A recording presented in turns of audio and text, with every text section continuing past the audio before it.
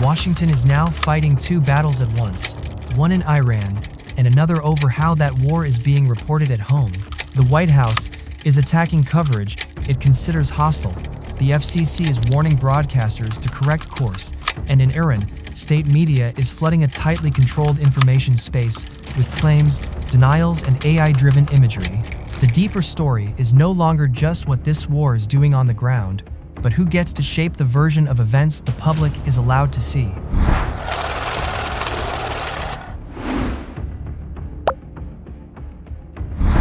As pressure grows over the war in Iran, President Donald Trump and senior figures in his administration have sharply escalated their criticism of American news coverage. Reuters reported that only 1 in 4 Americans supported the strikes on Iran, a sign that public backing for the operation was weak even as the administration tried to project confidence. Against that backdrop, officials did not simply defend the military campaign. They also began challenging the legitimacy of the coverage around it. At a Pentagon briefing, Defense Secretary Pete Hegseth mocked headlines he considered too negative and held up what he called a more patriotic framing. Around the same time, FCC Chairman Brendan Carr warned that broadcasters running what he described as hoaxes and news distortions still had time to correct course before license renewals. Now it is not just a standard media dispute, but a question of who has the power to define wartime truth. The administration's message has been blunt. Criticism of the war is being treated not simply as disagreement, but as a failure of loyalty. Once the government begins demanding from news outlets not just accuracy, but loyalty and obedience, the argument moves beyond media criticism and into something more serious. The FCC does not directly oversee national networks like CBS, NBC, and ABC, even though it does regulate parts of the broadcast system and sets rules on issues such as sponsor disclosure, emergency broadcasts, obscenity, and decency. In practical terms, that means the threat is not as simple as shutting down a national network overnight, but it is still powerful enough to send a message. Even if the legal path is limited or slow, a warning from a federal regulator can still work as a form of pressure.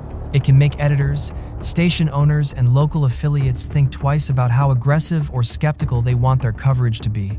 It raises a broader question about whether officials are trying to rebut reporting or condition it. The FCC is not a newsroom editor, and it is not supposed to function as an arm of the White House.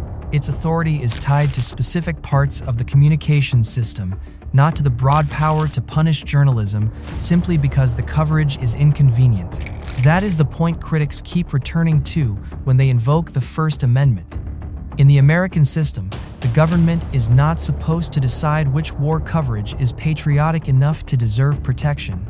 That distinction has become more important as the administration's language has intensified.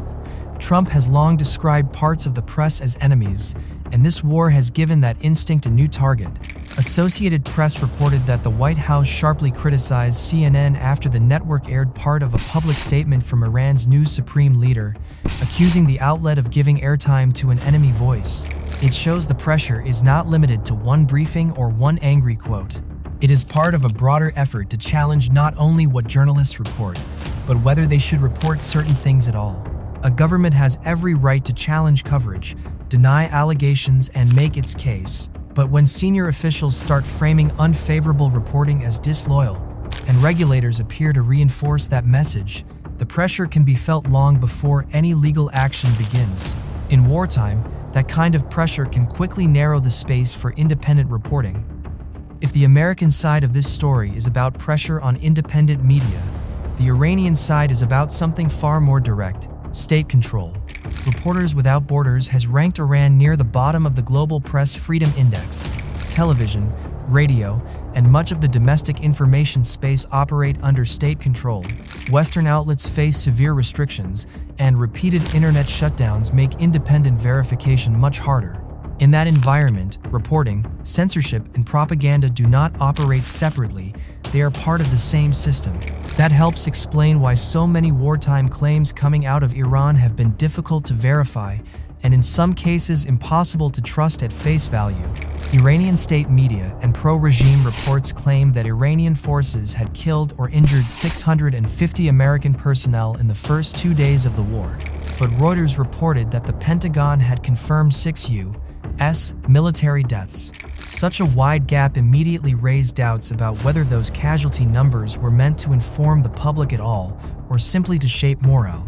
The same pattern appeared elsewhere: denial, delay, revision, and then a new version of events once the political need had changed. Additionally, the Associated Press found that a widely shared video said to show the aftermath of an Iranian strike in Bahrain was AI-generated. Visible signs of manipulation included cars that appeared to merge into each other. A reverse image search did not lead to credible reporting of the attack itself. Instead, it led back into the ecosystem of recycled and synthetic wartime content that now spreads across state-linked accounts, Telegram channels, and social platforms. That is what makes this phase of the conflict especially dangerous. The state is not only controlling what can be said, it is helping flood the field with material that makes reality harder to recover. That confusion has consequences far beyond one false clip or one inflated casualty claim. Associated Press also reported on a strike near a school in southern Iran that left more than 165 people dead, many of them children, and noted how quickly competing narratives formed around the images and aftermath. In a media environment shaped by censorship, distrust, and propaganda, even authentic reporting can be dismissed as manipulation, while fabricated material can circulate as proof. Once that happens, the public is no longer just struggling to understand the war. It is struggling to identify which parts of reality are still stable. The United States and Iran are not the same, and their media systems are not the same, but both sides of this conflict show how quickly war puts pressure on truth, on language, and on the institutions that are supposed to help the public make sense of events. One side leans on access, regulation, and patriotic framing. The other leans on censorship, state media, and manipulated content. The methods are different. The instinct to shape the narrative is not. This is no longer only a battle over missiles, deterrence, or regional power. It is also a battle over what the public is allowed to see, what it is pushed to doubt, and what it is ultimately told to believe.